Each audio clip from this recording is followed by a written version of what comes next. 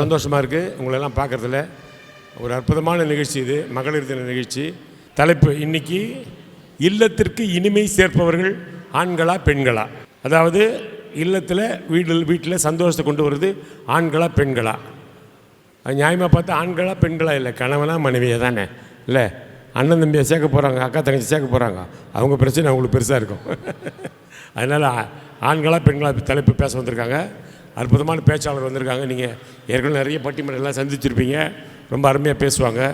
அதில் ஆண்களே அப்படின்னு பேசுகிறதுக்கு கொங்கு தமிழச்சி கவிதா வேணுகோபால் அவர்கள் வந்திருக்காங்க.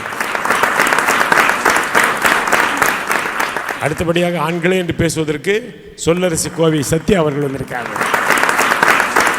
அதே மாதிரி பெண்களே இனிமே பேசுவதற்காக சொல்லின் செல்வி பொன் பூங்குடி அவர்கள் வந்திருக்காங்க. அதே மாதிரி பெண்களே என்று பேசுவதற்காக நாவுக்கரசி வளர்மதி ஜெயச்சந்திரன் அவர்கள் வந்திருக்காங்க. அவங்க இப்போ தான் ரொம்ப இறக்கப்பட்டு புருஷன் பேர சேர்த்துருக்காங்க. கரெக்டா? எப்பவுமே ரொம்ப அருமையாக பேசுவாங்க பேச்சாளர்கள். நல்ல ஒரு அற்புதமான தலைப்பு. வீட்டில் வந்து சந்தோஷமாக இருக்கணும்னா அது கணவன் பங்கா மனைவி பங்கா? அதுதான் கேள்வி. கணவனும் மனைவி சேர்ந்து ஒரு இல்லத்தை நடத்தும் போது நிறைய பிரச்சனைகள் வரும். பிரச்சனைகள் வராமல் இருக்கவே இருக்காது. ஆனால் யார் வந்து அந்த பிரச்சனைகளை சால்வ் பண்ணுறாங்கன்றது தான் முக்கியமான கேள்வி இல்லையா? இல்லை, இனிமை சேர்ப்பது. இனிமை எப்படி வரும்? நான் சொல்கிறத நீங்கள் கேட்டால் இனிமை வரும், நான் சொல்கிறது கேட்கலன்னா இனிமே வராது. அதான உண்மை இல்லையா? நம்ம ஒரு விஷயத்தை சொல்கிறோம், அது கணவன் சொல்கிறது மனைவி கேட்டால் சந்தோஷம், மனைவி கேட்டால் நம்ம பிரச்சனை சால்வ், சந்தோஷமாக இருப்பார். இல்லை மனைவி ஏதோ ஒன்று சொல்லுவா, ஒரு ஐடியா சொல்லுவா, அது புருஷன் கேட்டால் சந்தோஷம், இனிமே சேரும். ரெண்டு பேரும் ஒருத்தர் கேட்கலாம் பிரச்சனை ஜாஸ்தியாகிடும் இல்லையா? சண்டை வந்துச்சுன்னா எப்படி நடக்கும் பார்த்துங்களா? நீங்கள் வீட்டில் புருஷன் சொல்லுவான், அம்மா, அவன் நினைப்பான் ரொம்ப நேரமாக சண்டை நடக்கும், அவன் நினைப்பான் என்ன பண்ணுறது, இந்த பிரச்சனையை சால்வ் பண்ணணுமே இல்லை அப்படின்னு சொல்லி புருஷன் சொல்லுவான், அம்மா இப்போ உனக்கு என்ன தான் பிரச்சனை அப்படின்னு கேட்பான். அப்போ பொண்டாட்டி என்ன சொல்லணும், அதெல்லாம் ஒன்றும் இல்லைங்க விட்டுருங்க அப்படி சொன்னால் இனிமே. அவங்க அப்படி சொல்ல மாட்டாங்க.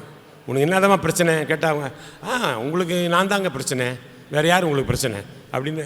அது இன்னும் சண்டை ஜாஸ்தியாகும் இல்லையா? ஒன்று புருஷங்கார சொல்ல, அம்மா உங்கள்கிட்ட பேச முடியாது, தோற்று போயிடுவேன், சண்டை போட முடியாது, என்னால் என்னை தயவுசெய்து விட்டுரு, நான் போகிறேன், என்னை மன்னிச்சுக்கோண்ணே. அப்போ என்ன சொல்லணும், அதெல்லாம் அப்படிலாம் கேட்காதீங்க, மன்னிப்பெல்லாம் பெரிய தப்புன்னு சொல்லணும். ஆனால் பொண்டாட்டி அப்படி சொல்ல மாட்டான். மன்னிப்பு கூட தான் போன தடவை தான் சொன்னீங்க, அதே தான் திருப்பி செஞ்சுருக்கீங்க, இப்போ மட்டும் பெருசாக மன்னிப்பு கேட்குறீங்க அப்படின்னு கேட்பாங்க.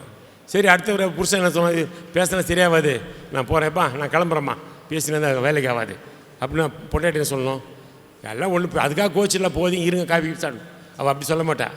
போங்களேன், உங்களுக்கு என்ன, உங்களுக்கு சந்தோஷமான வாழ்க்கை இருக்குது, ஃப்ரெண்ட்ஸுங்க இருக்கிறாங்க, நான் தனி கட்டு ராஜா தானே, நான் தனி கட்டை தானே வாழணும் அப்படின்னு அதையும் ஒரு குறையாக தான் சொல்லுவாங்க. இப்போ எப்படி தான் புருஷன் ஒரு தடவை சொல்லிட்டார் புருஷன், இந்த பாருமா இன்னொரு தடவை நான் உங்களுக்கு சண்டை போட்டு வச்சுக்க, என்னை செருப்பால் அடி அப்படின்னா. பொண்டாட்டி என்ன சொன்ன தெரியுமா, இப்படி தான் போன தடவை சொன்னீங்க, அடிச்சிக்கினீங்களா, ஒன்றும் நடக்கலையே. அப்போ இது எப்படி சண்டையை சால்வ் பண்ணுறது சொல்லுங்கள் பார்க்கலாம். யாராவது ஒருத்தர் விட்டு கொடுக்கணும் இல்லையா? அப்போ விட்டு கொடுத்தா இதில் பிரச்சனை. அதே மாதிரி புருஷனும் சரி, பொண்டாட்டி சொன்னால் உடனே நீன்னா உங்கள் குடும்பத்தை பற்றி எனக்கு தெரியாதா, நீ எங்கேருந்து வந்த, நீ எப்படி இருந்த நீ வரும்போது அப்படின்னு. பொண்டாட்டி எப்படி சொல்லுவா, என்ன அந்த ஊரில் கேட்டாங்க இந்த ஊரில் கேட்டாங்கன்னு. உடனே புருஷன் சொல்லுவான், உள்ளூரில் யாருமே கேட்கல பழகுது எல்லாம். அது மாதிரி எப்போவுமே தன் வீட்டு பெருமையும் பேச ஆரம்பிக்கும் தான் பிரச்சனை வரும். அவங்கவுங்க தன் கணவன் தன் மனைவின்னு இருந்தால் எப்போவுமே பிரச்சனையே வராது, இனிமை சேர்க்கலாம். அதனால் இனிமை சேர்ப்பது ஆண்களா பெண்களாக பேச வந்திருக்காங்க. முதலாவது பேசுவதற்காக கொங்கு தமிழச்சி கவிதா வேணுகோபால் வந்திருக்காங்க. இவங்க ஆண்களே அப்படின்னு பேச வந்திருக்காங்க. பேசுங்கம்மா. நடுவர் அவர்களே, கோவத்தில் கைக்கு கிடைச்சதையெல்லாம் தூக்கி எறிகிறவங்க எங்க பெண்கள், அந்த கோவத்தையே தூக்கி எறிகிறவங்க தான் எங்க ஆண்கள். நடுவர் அவர்களே, அதனால இல்லத்தின் மகிழ்ச்சிக்கு பெரிதும் காரணமாக இருப்பது எங்க ஆண்கள் தாங்க. நடுவர் அவர்களே, ஒரு குடும்பத்தில் சந்தோஷம் எப்போ சார் இருக்கும்? எப்போ இருக்கும்? வரவுக்கேற்ற செலவு செஞ்சால் குடும்பம் சந்தோஷமா இருக்கு. ஆனால் இன்னைக்கு எந்த பொம்பளை வரவுக்கேற்ற செலவு செய்கிறாங்க சொல்லுங்க பார்க்கலாம்? வரவு 10,000னா 20,000 ரூபாய்க்கு செலவு செய்கிறாங்க. என்ன சந்தோஷம் தட்டார் பாருங்க, நொந்து போயிருக்காரு, இஎம்ஐ கட்டியே நொந்துட்டாரு. ஒன்றும் இல்லைங்க, டிவி போடுங்களேன், டிவி போட்டு ஒரு நிமிஷத்துல விளம்பரம் போடுறான் சார். எவனாவது ஒருத்தனாவது எங்க ஆம்பளைகளுக்கு விளம்பரம் போடுறானா? அப்படியே போட்டாலும் ஒரு ஜட்டிக்கும் பனியனுக்கும் தான் விளம்பரம் போடுறான். ஆனா பெண்களுக்கு நகைக்கடை விளம்பரம் என்ன, சீலக்கடை விளம்பரம் என்ன, ஒன்று வாங்கினா ஒன்று ஃப்ரீ, 1 டே ஆஃபர், 1 ஹார் ஆஃபர்னு இந்த விளம்பரத்தை பார்த்துட்டு எங்க பொம்பளைங்க பண்ற அளப்பறைகள் இருக்குதுங்களே நடுவர் அவர்களே, தாங்க முடியறது இல்லைங்க நடுவர் அவர்களே. நடுவர் அவர்களே, எங்க ஆண்கள் எல்லாத்தையும் விட்டு கொடுத்து வாழ்றவங்க. பெருமையா இன்னொரு விஷயத்த சொல்றேன். நான் திருமணத்தின் போது படிச்சிருந்தது வெறும் எம்காம். இன்னைக்கு தமிழ் பட்டதாரியாக உருவாக்கியது என்னுடைய கணவர், இன்று முனைவராக ஆக்கி கொண்டிருப்பதும் என் கணவர். அப்படியாக இந்த தமிழ்நாடு முழுவதும், இந்தியா முழுவதும் எத்தனையோ பெண்களை ஒளிர வைத்துக் கொண்டு தான் அமைதியாக இருக்கும் ஆண்கள் தான் என்றுமே குடும்பத்திற்கு மகிழ்ச்சியை தருவக்கூடியவர்கள். நடுவர் அவர்களே, நிறைவாக இப்படி சொல்லி முடிக்கின்றேன். நடுவர் அவர்களே, நீங்க வரும்போது பச்சை பசேங்கிற கோயம்புத்தூர் பார்த்துருப்பீங்க. செடி மரம் கொடின்னு சொல்லி அருமையான பச்சை மரங்களை எல்லாம் பார்த்துருப்பீங்க.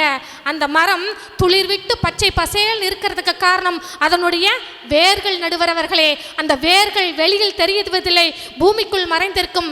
அப்படியாக அந்த வேர்கள் போல் இருப்பவர் தான் எங்கள் ஆண்கள். அவங்க பெண்களை எல்லாம் துளிர வைப்பவர்கள் தான் அந்த ஆண்கள் என்று சொல்லி, எல்லாவற்றிற்கும் மேலாக சின்ன வயசுல ஆசைப்பட்டதையெல்லாம் பெரியவனாங்கி வாங்கிக்கலாம்னு நினைச்சிட்டு இருப்பாங்க ஆண்கள். பெரியவனான விட்டு என்ன நினைப்பாங்க? தான் படாத எல்லாம் நான் எதையெல்லாம் அனுபவிக்கணும்னு நினைச்சனோ அதெல்லாம் தன்னுடைய மனைவிக்காகவும் மக்களுக்காகவும் விட்டு கொடுத்து வாழுபவர்கள் தான் எங்களுடைய ஆண்கள். நடுவர்களே, தன்னுடைய தங்கைக்காக சோலார் தங்க சுரங்கத்திற்கு வேலைக்கு போகின்றான் ஒரு ஆண்மகன். அங்கே ஒரு போர்டு வச்சிருக்கிறாங்க.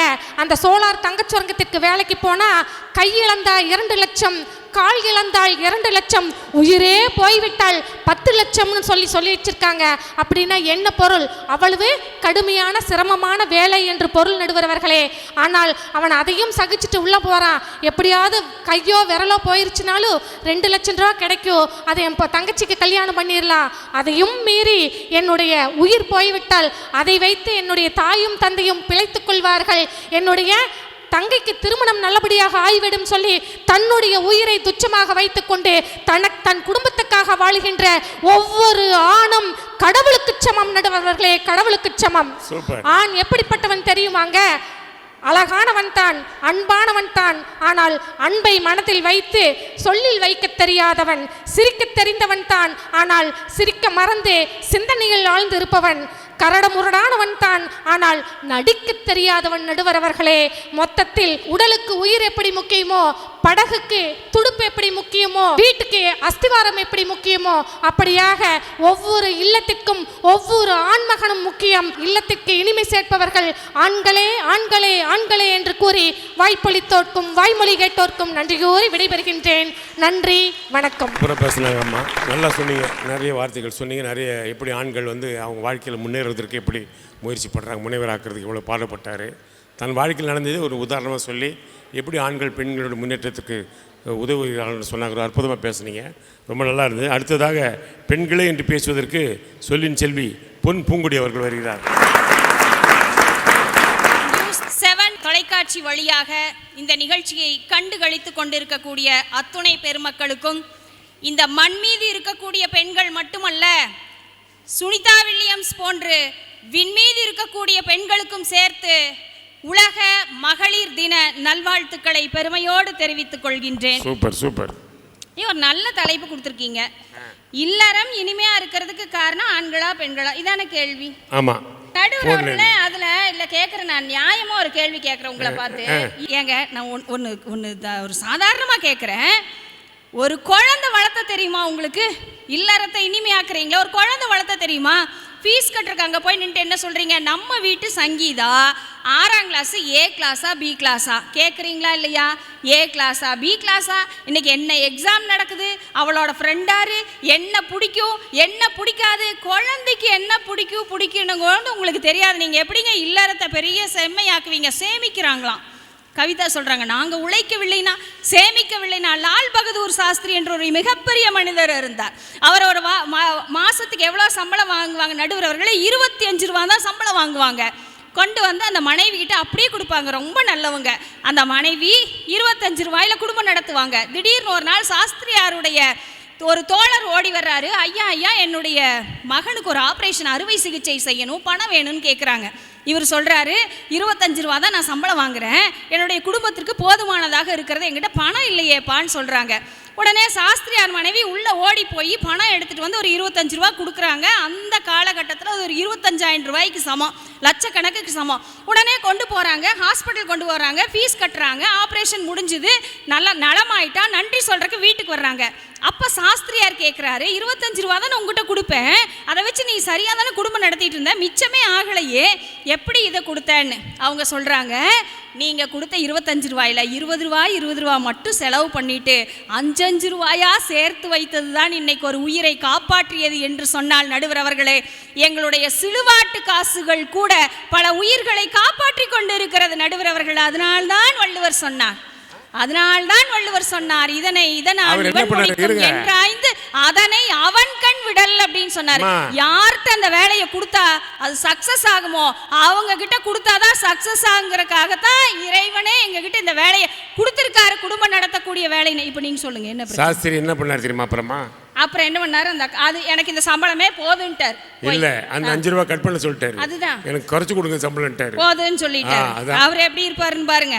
உதவி செய்ய அடுத்தவங்களுக்கு உதவி செய்யறது கூட வேண்டாம். எப்படி ஒரு உயிரை காப்பாத்துச்சு, இன்னொரு உயிரையும் காப்பாத்துன்னு அவர் நினைக்கல, போய் வேண்டான்னு சொல்லிட்டு வந்துட்டார். இதுதான் ஆண்களோட புத்தி நடுவர் அவர்களே. நான் இன்னைக்கு ஒரு எக்ஸாம் டியூட்டி போயிட்டு வந்தேங்க, அதை சொல்லி ஆகணும் நடுவர் அவர்களே. ஒரு எக்ஸாம் டியூட்டி போனேங்க, ஸ்கிரைப் டியூட்டி. என்ன தெரியுமா, ஒரு கண்ணு தெரியாத ஒரு குழந்தை, அந்த குழந்தைக்கு எக்ஸாம் எழுதுறதுக்காக 12ஆம் கிளாஸ்க்கு நான் போயிருக்கேன்.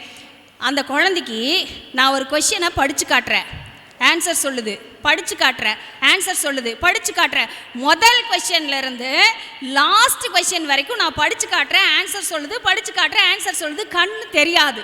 நான் அந்த குழந்தைகிட்ட கேட்டேன், எப்படிடா இந்த ஆன்சர் எல்லாமே நீ சொல்கிறியே, எப்படிடா தங்கம் உன்னால் முடியுதுன்னு. அந்த குழந்தை சொல்லிச்சு, எங்கள் அப்பா அம்மா 2 பேர் வேலைக்கு போகிறாங்க, எங்கள் அம்மா இந்த ஆன்சரை எல்லாம் செல்ஃபோனில் ரெக்கார்டு பண்ணி எனக்கு போட்டு காட்டி எனக்கு என்னெல்லாம் ஆன்சர் தெரியுமோ எங்கள் அம்மாவுக்கும் அத்தனை ஆன்சர் தெரியும் டீச்சர்னு அந்த பொண்ணு சொல்லிச்சு.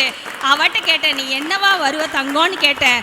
அந்த குழந்தை சொல்லிச்சு, நான் கலெக்டர் ஆவேன்னு சொல்லிச்சு. எனக்கு மகிழ்ச்சியாக இருந்த நடுவர் அவர்களே, அந்த குழந்தைக்காக நான் ஒற்றை வரி எழுதினேன், அந்த தாய்க்கும் அந்த குழந்தைக்குமாக ஒற்றை வரி எழுதினேன். என்ன தெரியுமா, ஒரு மாற்றுத்திறனாளி மாணவி கூட சமுதாயத்தை மாற்றும் திறனாளியாக உருவாகக்கூடியது பெண்களால் தான் நடுவர் அவர்களே. என்னமோ பெருசாக சம்பாதிக்கிறீங்க, என்னங்க சம்பாதிக்கிறீங்க?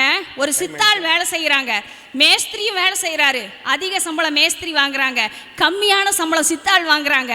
இது நடக்கக்கூடிய கிராமத்தில் நிதர்சனமான நடைமுறை வழக்கம். சித்தாளோட சம்பளம் நேராக வீட்டுக்கு வருது, மேஸ்திரியோட சம்பளம் நேராக வீட்டுக்கு வருதாங்க. யோசிச்சு பாருங்க.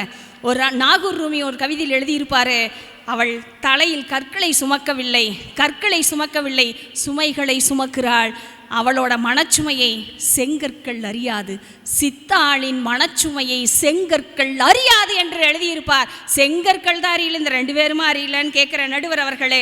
நான் இப்படி சொல்கிறேன், இவங்க சொன்னாங்க பெருசாக நாங்கள் தான் எல்லாமே பண்ணுறோம், எங்களுடைய தேவை யார்? அழகாக கண்ணதாசன் சொல்லுவார், என்ன தெரியுமா, ஒரு பாட்டி, வயசான பாட்டி, வயசான தாத்தா. இப்போ இளமையில் நீங்கள் என்ன வேணாலும் பேசுவீங்க. தாத்தாக்கு 80 வயசு, பாட்டிக்கு 60 வயசு. தாத்தா ஒரு கட்டலில், பாட்டி ஒரு கட்டலில். தாத்தா இருமுறாரு, தாத்தாக்கு என்ன கொடுக்கணும்? மருந்து கொடுக்கணுமா, தண்ணி கொடுக்கணுமா, பால் ஊற்றணுமா, பாலே ஊற்றணுமா? யாருக்கு தெரியும்? பாட்டிக்கு தான் தெரியும். கண்ணதாசன் எழுதினார், என் தேவையை யார் அறிவார், என் தேவையை யார் அறிவார், உனைப்போல் தெய்வம் ஒன்றே அறியும் என்று கண்ணதாசன் சொல்லி இருக்கக்கூடிய காரணத்தினால் நடுவர் அவர்களே, குடும்பம் என்பது மண் மீது நிற்கவில்லை, ஒரு பெண் மீது தான் நிற்கிறது நடுவர் அவர்களே. கட்டிய கணவன் பணக்காரனா இருக்கணும்னு கிடையாதுங்க, கடன்காரனா இல்லாமல் இருந்தால் போதும். ஆடிக்காரில் செல்வதெல்லாம் வசதியான வாழ்க்கை நாங்கள் வாழலைங்க, ஆஸ்பத்திரிக்கு செல்லாமல் வாழக்கூடிய வாழ்க்கை தான் வசதியான வாழ்க்கை நாங்கள் வாழ்கிறோங்க. நாங்கள் கேட்கக்கூடியது ஒன்றே ஒன்று தான், அழகான வாழ்க்கை எங்களுக்கு வேண்டாங்க, அழுகாத வாழ்க்கை இருந்தால் போதும் என்று சொல்லிக்கொண்டு, இல்லறம் இனிமையாக இருப்பதற்கு காரணம் பெண்களே என்று சொல்லிக்கொண்டு என்னை பேச வைத்த தமிழுக்கும் செவிமடுத்த உங்களுக்கும் நன்றி கூறி விடைபெறுகிறேன். நன்றி, வணக்கம். ஆண்களே என்று பேசுவதற்கு கோவை சத்யா நல்லதொரு அழகான தலைப்பு நடுவர் அவர்களே. இல்லறத்திற்கு இனிமை சேர்ப்பவர்கள் ஆண்களா பெண்களான்னு கொடுத்துருக்கீங்க. முதல்ல நான் பூங்கடிக்கு பதில் சொல்லிட்டு நான் வந்துடுறேன் நடுவர் அவர்களே. ஏன்னா பூங்கொடி பேசும்போது வந்து எல்லாத்தையும் வந்து நாங்கள் பெண்கள் இல்லாமல் எதுவுமே நடக்கல, நாங்கள் சிறுவாட்டு காசு சேர்த்து வைக்கிறனால தான், சிக்கனமாக இருக்கிறனால தான் குடும்பம் நல்லா இருக்குதுன்னு சொல்லிட்டு போனாங்க. நடுவர் அவர்களே, ஒரு உண்மையை இங்கே புரிஞ்சுக்குங்க. சிறுவாடுங்கிற பேரில் இவங்க சிக்கனம்ங்கிற பேரில் பணத்தை சேர்த்து வச்சு புருஷனுக்கே வட்டிக்கு விடுற கோஷ்டி அந்த கோஷ்டி. சிறுவாடு சேர்த்து 2000 ரூபாய் நோட்டு செல்லாத அறிவிச்சார்ல. ஆமாங்க. அன்னைக்கு எவ்வளவு துட்டு வந்து தெரியுமா? எவ்வளவு வந்துச்சுங்க? நல்லா யோசிச்சு அங்கிருந்து வருது, பாருங்க. அஞ்சரைப்பேட்டில இருந்து வருது, மளிகை சாமான்ல இருந்து வருது, முந்தாண்டில இருந்து வருது, பீரோக்குள்ள இருந்து 2000 வருது. அவ்வளவு ரூபாய் இருக்குது. நடுவர்களே, உண்மையாவே பார்த்தா நான் ஒரு விஷயம் உண்மையை ஒத்துக்கிறேங்க. ஏன்னா பெண்கள் எல்லாம் அழகுதான் நடுவர்களே, நான் ஒத்துக்கிறேன், பெண்கள் அழகுதான். ஆனா எங்க ஆண்கள் பேரழகு நடுவர்களே. அதேங்க பாட்டி போங்க, இதுக்கு மேல ஒண்ணும் கிடையாது. ஆமாங்க. இப்போ எங்க பெண்களை எல்லாம் பாருங்க, எங்க ஆண்களையும் பாருங்க. எங்க பெண்களுக்கெல்லாம் இந்த ஆட்டலு மாட்டலு ஜிமிக்கி அமுக்கின்னு எல்லாம் போட்டா தான் அழகா இருக்கும். ஆனா எங்க ஆண்களுக்கு ஒண்ணுமே வேண்டியதில்லை, தலை இப்படி களைச்சுட்டு வந்தாலே அழகுங்க. எல்லாரும் ரஜினிகாந்த் எங்க மாசத்துக்கு பவுடர் வாங்குறதுக்கு மட்டும் 400 ரூபாய் செலவு பண்றாங்க பெண்கள். ஆனா எங்க ஆண்கள் பவுடரே வாங்குறது இல்ல, ஒரு அரை பிளேட வச்சுட்டு 4 மணி நேரம் ஷேவ் பண்ணிட்டு அழகா வெளியே வந்து நிக்கிறாங்களே. சிக்கனத்துக்கு பேர் போடுறவங்க எங்க ஆண்கள் தானே. என்னங்க வந்ததுல இருந்து பெண்கள் பெண்கள் பெண்கள்னு பூங்குடி அவ்வளவு. இதுல வேற கம்பர் சொன்னாரு, கண்ணதாசன் சொன்னாரு. இதுல கண்ணதாசன் ஒரு பாட்டுல சொல்லியிருப்பாருங்க, நான் பேச நினைப்பதெல்லாம் நீ பேச வேண்டும், நாளோடும் பொழுதோடும் உறவாட வேண்டும், உறவாட வேண்டும். இன்னுங்கிறதா அண்ணடுவர் அவர்களே. எங்க வேலை அவ்வளவுதான். வீட்டுக்குள்ள எல்லா பெண்கள் நான் தான் நிப்பாங்க, காளி தேவி மாதிரி தலைமையில ஏறி உட்கார்ந்துக்கிட்டு இருப்பாங்க. எங்க ஆண்கள் அப்படின்னு சொல்லியே வந்துட்டு இருக்கிறனாலதான் இல்லறம் இடிச்சுக்கிட்டு இருக்கு நடுவர் அவர்களே. எல்லா வீட்லயும் சண்டை வருங்க, எல்லா வீட்லயும் சண்டை வரும். சண்டை வந்து அந்த பெண்கள் என்ன பண்ணுவாங்க, ஓடி போய் பக்கத்து வீட்டுல, ஐயோ பூங்குடி விஷயத்த கேட்டியா என்ற வீட்டுக்காரர் வந்த உடனே என்னை சப்பு சப்புன்னு 4 அரை அரைஞ்சாரு, எங்க அண்ணன் வீட்டுக்கு போயிட்டு வந்துட்டேன்னு ஆரம்பிச்சிருவாங்க. ஆனா அதே எங்க ஆண்கள் பாருங்க, வீட்டுல பொண்டாட்டி மிதிச்சிருந்தாலும் சரி வெளியே போய் சொல்ல மாட்டாங்களே. டீ கடையில் போய் டீயை வாங்கி குடிச்சுக்கிட்டு உடம்பு லேசா வலிச்ச மாதிரி இருக்குன்னு வந்துருவாங்க. அவ்வளவுதான். வீட்டுக்குள்ள நடந்ததவே வெளியே சொல்லாம வீட்டு விஷயம் வெளியே போகாம பாதுகாக்கிற ரகசிய பெருமான்கள் நடுவரவர்களே அவங்க. இது வீட்டு விஷயத்தை வெளியே சொல்லிட்டு ஊரே பரப்பி திரியறவங்க இந்த பெண்கள் நடுவரவர்களே. எப்படி இல்லறத்தை இவங்கனால இனிமையா இருக்க முடியும்? தம்பி ஒன்று சொன்னாரு, ஒன்றும் இல்லைக்கா, எனக்கு வளர்மதியை லவ் பண்ணி தான் கல்யாணம் பண்ணிக்கிட்டேன், எனக்கு வளர்மதி மேலே பிரியம் ஜாஸ்தி. நான் ஒரு நாள் அவகிட்ட ஒரு கேள்வி கேட்டேங்க்கா அப்படின்னு. என்ன கேட்டீங்கன்னு தம்பி சொன்னாரு, உன் பேரை என் கையில் எழுதவா என் நெஞ்சில் எழுதவான்னு கேட்டாங்க்கான்னாரு. அதுக்கு வளர்மதி என்ன சொல்லியிருக்கு தெரியுங்களா, உன் கையிலையும் எழுத வேண்டாம், உன் நெஞ்சிலையும் எழுத வேண்டாம், உன்னோட சொத்து பத்திரத்தில் எழுதுன்னு இருக்குது. கையெழுத்து. நடுவர் அவர்களே, சொத்துல குறியா இருக்கிறவங்க தான் பெண்கள். ஆனால் நீதான் என்னுடைய உண்மையான சொத்து என்று மனைவியே மாங்கல்யம் என்று உட்கார்ந்திருப்பவர்கள் ஆண்கள் நடுவர் அவர்களே. அந்த ஆண்கள் இல்ல இருக்கக்கூடிய வாழ்க்கை எப்படிங்கதான் போயிடும். இன்னொன்று நடுவர் அவர்களே, இந்த கோயம்புத்தூர் மாவட்டத்தில், நம்ம கோயம்புத்தூரில் பேசிக்கிட்டு இருக்கோம், கோயம்புத்தூர் மாவட்டத்தில் எல்லாத்துக்குமே கிரகங்கள் தெரியும். கிரகங்கள் 9 கிரகங்கள் தெரியும், நவ கிரகங்கள் தெரியும். இந்த 9 கிரகங்களில் செவ்வாய்ங்கிற கிரகத்துக்கு மட்டும் யாரும் மனிதர்கள் போக முடியாது, போனால் திரும்பி வர முடியாது. ஆனால் இப்போ அந்த செவ்வாய்ங்கிற கிரகத்துக்கு நம்ம போகலான்னு கண்டுபிடிச்சிருக்காங்களா? இப்போ அந்த செவ்வாய்ங்கிற கிரகத்துக்கு போகிறதுக்காக இந்த கோயம்புத்தூரில் நாசா விண்வெளி மையத்திலிருந்து ஒரு பொண்ணு தேர்ந்தெடுக்கப்படுறா. பேர் வந்து சாரதா பிரசாத் நடுவர் அவர்களே. சாரதா பிரசாத்துங்கிற பொண்ணு தேர்ந்தெடுக்கப்படுறா. ஆனால் அவங்க அம்மா, அவங்க அத்தை, அவங்க பாட்டி எல்லாரும் சொல்கிறாங்க, வீட்டுக்கு நீ ஒரே பொண்ணு, நீ இப்போ செவ்வாய் கிரகத்துக்கு போயிட்டீங்கன்னா திரும்பி வர முடியாதுமா, நாங்கள் உன்னை பெற்று வளர்த்துனதே உனக்கு கல்யாணம் பண்ணணும், ஒரு பேரம்பேத்தி பார்க்கணும், நம்ம வம்சம் விருத்தி ஆகணும் தான் உன்னை பெற்று வளர்த்திருக்கோம். ஆனால் நீ செவ்வாய் கிரகத்துக்கு போயிட்டுனா அதோட வம்சமே முடிஞ்சு போச்சு, நீ போக வேண்டான்னு சொல்கிறாங்க. பெண்கள் அனைவரும் போக வேண்டான்னு சொல்கிறாங்க. ஆனால் அப்பாங்கிற அந்த உறவு மட்டும் வந்து அந்த பொண்ணுக்கிட்ட என்ன தெரியுங்களா சொல்லுது, தங்கம் நீ பயப்படாத தங்கம், நீ செவ்வாய் கிரகத்துக்கு போயிட்டு வா, ஏன்னா இந்த மண்ணில் பிறந்த பெண்களுக்கு எல்லாம் செவ்வாய் என்பது ஒரு தோஷம், உனக்கு மட்டும்தான் செவ்வாய் என்பது ஒரு தேசம் அனுப்பி வச்சார் நடுவர்களே. யோசிச்சு பாருங்க, ஆண்கள் தான் நடுவர்களே இந்த குடும்பத்தோட ஆணி வேற இருக்கக்கூடியவங்க. ஏன்னா தோசை சுட்டு சுட்டு போட போட சாப்பிட தெரியும் பெண்களுக்கு, ஆண்களுக்கும் சாப்பிட தெரியும், இல்லைன்னு சொல்ல வரல. ஆனா இந்த சுட்டு போடும்போது அந்த தோசையோட சுவை மட்டும்தான் தெரியுமே தவிர தோசைக்கல்லின் தியாகம் யாருக்கும் தெரியாது நடுவர்களே. அந்த தோசைக்கல்லை போல தியாக உள்ளம் கொண்டவர்கள் தான் ஆண்கள் நடுவர்களே. பனிக்குடம் உடைத்து பிறக்கின்றோம், மண்குடம் உடைத்து இறக்கின்றோம், இடையில் யார் மனமும் உடையாமல் பார்த்து கொள்வது எங்கள் ஆண்களே என்பதால் இல்லறத்தை இனிமை சேர்ப்பது எங்கள் ஆண்களே ஆண்களே ஆண்களே என்று கூறி வாய்ப்பளித்த நல்ல நெஞ்சங்களுக்கு நன்றி பாராட்டி விடைபெறுகிறேன். நன்றி, வணக்கம். பரவாயில்ல, நல்ல கருத்து இல்லை. அடுப்பில் வைக்கிறதுலாம் அப்படி தான் போயிடுச்சு போல. அப்போ என்ன இருந்தாலும் நாங்கள் தோசைக்கல் தான் இல்லையா? அது இல்லை, இன்டைரக்டாக சொல்லிட்டாங்க. பரவாயில்ல, நல்ல விஷயம், அற்புதமாக பேசுனீங்க. அடுத்த யார்? நாவுக்கரசி வளர்மதி ஜெயிச்சதன் அவர்கள், வாங்க. தமிழே, யுத்தத்தில் வாளிலிருந்து பிறப்பாய், இரத்தத்தில் தூய்மையாக இருப்பாய், முத்தத்தில் தாய்மையாக சிறப்பாய், மொத்தத்தில் முத்தமிழாய் சிரிப்பாய்.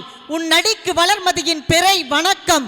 உட்கார்ந்திருப்போர் அனைவருக்கும் என் நிறை வணக்கத்தை தெரிவித்துக் கொண்டு, பெண்ணே எட்டாத உயரத்தை நீ எட்டு, பெண்ணே எட்டாத உயரத்தை நீ எட்டு, அதற்குத்தான் உனக்கு மார்ச் 8 என்று மார்ச் 8 பெண்கள் தினத்தை மிகச் சிறப்பாக கொண்டாடி கொண்டிருக்கக்கூடிய அனைத்து பெண்களுக்கும், சிங்க பெண்களுக்கும் நியூஸ் 7 தொலைக்காட்சியின் வாயிலாக பெண்கள் தின வாழ்த்துக்களை தெரிவித்துக் கொண்டு, பெண்ணே இனி தேசிய கீதத்திற்கு நாம் எழுந்து நின்றால் மட்டும் போதாது, நம் புரட்சியின் கீதம் கேட்டு இந்த தேசமே எழுந்து நிற்கும்படி நாம் ஜெயித்தால் வாழ்க்கை இனிக்கும். நடுவர்களே, இன்னைக்கு நான் பள்ளிக்கூடத்தில் ஆசிரியராக இருக்கிறேன்.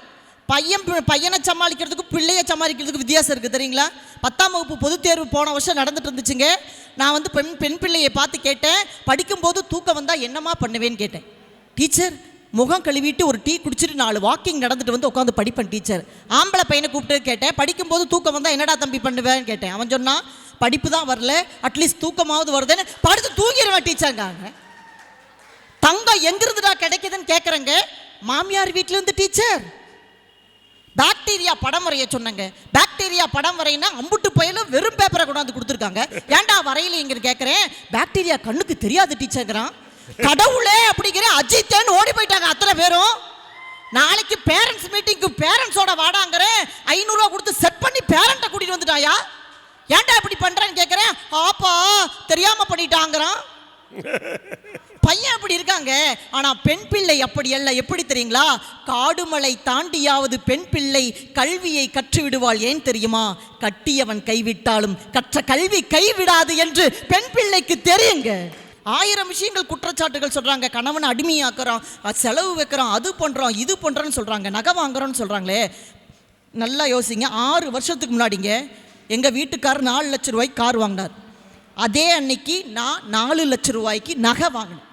இன்னைக்கு என்னுடைய நகை 3 மடங்கு அதிகமாகி 12 லட்சம் ரூபாய்க்கு விற்குது.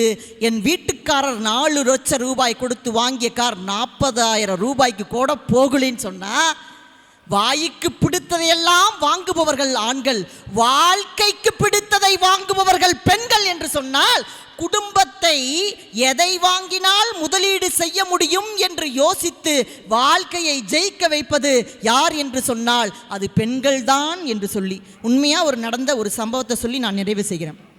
கல்யாணமான ஒரு புதுமண தம்பதிங்க வண்டியில் போகும்போது எதிர்த்தாப்பில் வந்த லாரி அடித்து ஒரு பெரிய விபத்து. 6 மாதம்தான் ஆகுது. மருத்துவர்கள் சொல்கிறாங்க மனைவிகிட்ட, உன் கணவனுக்கு இடுப்புக்கு கீழே செயலிழந்து போயிடுச்சுமா, இனி காலம் முழுக்க அவன் படுத்த படுக்கையாக மட்டும்தான் இருப்பான்னு கைவிரிச்சிட்றாங்க. அப்போ கணவனே சொல்கிறாரு, கல்யாணம் ஆகி 6 மாதம்தான் ஆகுது, உனக்கு வயிற்றில் புழுப்பூச்சி கூட இல்லை, நீ இன்னொரு கல்யாணம் பண்ணிவிட்டு என்னை விட்டு போயிரு, என்னை விட்டு போயிடுன்னு கணவன் சொல்கிறான். அதற்கு அந்த வீர தமிழச்சி சொன்ன பதில் என்ன தெரியுமா? அந்த தமிழ் பெண் சொன்ன பதில் என்ன தெரியுங்களா? வெறும் உடல் இன்பங்களை பகிர்ந்து கொள்வது மட்டும் மகிழ்ச்சி அல்ல, இதயங்களை பகிர்ந்து கொள்வதுதான் உண்மையான மகிழ்ச்சி. காலம் முழுக்க என் கணவன் காலடியில் விழுந்து சேவகம் செய்து சாவேனே தவிர இன்னொரு ஆண்மகனை மனசால கூட நான் நினைச்சு பார்க்க மாட்டேன்னு ஒரு பெண் சொன்னாள் என்று சொன்னால், தியாகத்தோடும் வாழ்க்கையை எல்லாவற்றிலும் அர்ப்பணித்துக் கொண்டு வாழக்கூடிய பெண்களால் தான் இல்லத்தில் என்றைக்கும் இனிமை பயக்கும் என்று சொல்லி நல்ல வாய்ப்புக்கு நன்றி கூறி விடைபெறுகிறேன். நன்றி, வணக்கம். அற்புதமான ஒரு பட்டிமன்றம். தீர்ப்பு சொல்ல வேண்டிய நேரம் வந்துடுச்சு. ஒருத்தர் போய் முனிவர்கிட்ட கேட்டார், ஐயா எங்கள் பொண்டாட்டி பின்னாடி அப்படியே ஒளி வட்டம் தெரியுதா ராத்திரியில், ரொம்ப ஆச்சரியம், ஒருவேளை அவளுக்கு பயங்கர ஆன்மீகம் சக்தி வந்திருக்குமா, தெய்வ சக்தி வந்திருக்குமா, கொஞ்சம் செக் பண்ணி சொல்ல முடியுமான்னு. பைத்தியக்காரா, உன் செல்ஃபோனை செக் பண்ணுங்கிற, அது கூட தெரியல உனக்கு அப்படின்னா. அந்த மாதிரி பெண்களுக்கு எப்பவுமே ஆண்களை கண்ட்ரோல் பண்ண ஒரு எண்ணம் இருக்குது. ஆண்கள் அப்படி இல்லை, எப்படியா ஃப்ரீயாக இருக்கலாம். உலகத்தில் 2 பொய் தாங்க இருக்குது, 2 பொய் தான் உலகத்தில். ஆண்கள் சொல்லுவாங்க, என் பொண்டாட்டி நான் சொல் பேச்ச மீறவே மாட்டா, அது ஒரு பொய். அதே பெண்கள் சொல்லுவாங்க, என் புருஷன் சொல்கிறத நான் மீறவே மாட்டேன், நான் சொன்னதை கரெக்டாக செய்வார் அப்படின்னு. 2மே பொய். அவங்கவுங்க எப்படியே தான் இருப்பாங்க. ஆண்கள் வந்து சுதந்திரம் இருக்கிற மாதிரி நடிப்பாங்க, பெண்கள் சுதந்திரம் இல்லாத மாதிரி நடிப்பாங்க, அதான் உண்மை. ஆனால் பெண்களும் ஆண்களும் பார்த்தா இனிமை சேர்ப்பது தான் இப்போ கேள்வி. ஒரு இனிமை ஒரு குடும்பத்தில் ஏற்படணும்னா எப்போ ஏற்பட சொல்லுங்க பார்க்குறேன். அவங்க சொன்னாங்க பாரு, தாய்மை. அந்த குழந்தை பிறந்தால் தான் வீட்டில் குடும்பத்தில் சந்தோஷமே வரும். அப்போ அந்த குழந்தை பிறக்கணும்னா அந்த பெண் தான் அதுக்கு முக்கியமான காரணம். அந்த பெண் தான் குழந்தை பெற்றுக் கொடுத்து அதை குடும்பமாக மாற்றுகிறாள். இல்லைனா அது சும்மா பேச்சுலர் குடும்பம் லிவிங் டுகெதர் மாதிரி ஆகிடும். அப்போது அதுக்கெல்லாம் காரணம் தாய்மை. அந்த தாய்மை கொடுப்பது பெண்மை. அதனால் இனிமை சேர்ப்பது பெண்களே என்று சொல்லி விடைபெறுகிறேன். நன்றி.